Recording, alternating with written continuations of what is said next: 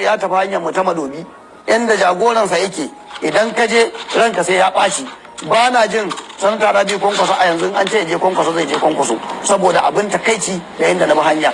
Idan shi ya dawo Kano akwai ƴan uwansa da danginsa suna. To alhamdulillahi rabbil alamin, gashi dai ta faru ta ƙare.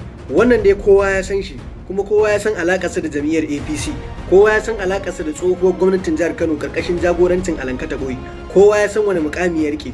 Shekara nawa kuka kuna mulki? Shekara 8. Saboda abun kunya ba ku gyara wato ainihin hanyar Madugu ba, sai yanzu kake zuwa kake ikirari kake zance saboda kana neman ka samu gaba ka ce injiniya da Tarabi Musa Kwankwaso bai gyara hanyar Madugu ba. Ku me ya hana ku yi? Ko ku ce da injiniya Abba Kabir Yusuf ya zo ya gyara muku hanyar Madugu? Ku da kuka shekara 8, injiniya Abba Kabir Yusuf shekararsa ɗaya akan kujerar mulkin jihar Kano, amma kana ikirarin wai a duba ku, an ki a duba ku me ya hana ku je ku yi aikin? To mutanen da suka kasa kare martabar garinsu, suka kasa kare hanyar garinsu, su kake tunanin zaka dauki amana ka basu? Duk mutumin da ya kasa rike kanshi amana, to ina tabbatar maka da yakini cewa ba zai iya rike ma amana ba, domin karan kansa ma bai amfana kansa komai ba, balle kai ce zai amfana maka. Wallahi mutane ku farka ku waye da jam'iyyar APC, na rantse da Allah ba ta da wani alheri, ba abin da ta kama mana a Najeriya banda masifa da bala'in talauci da aka kaga mana. Allah ya samu dace.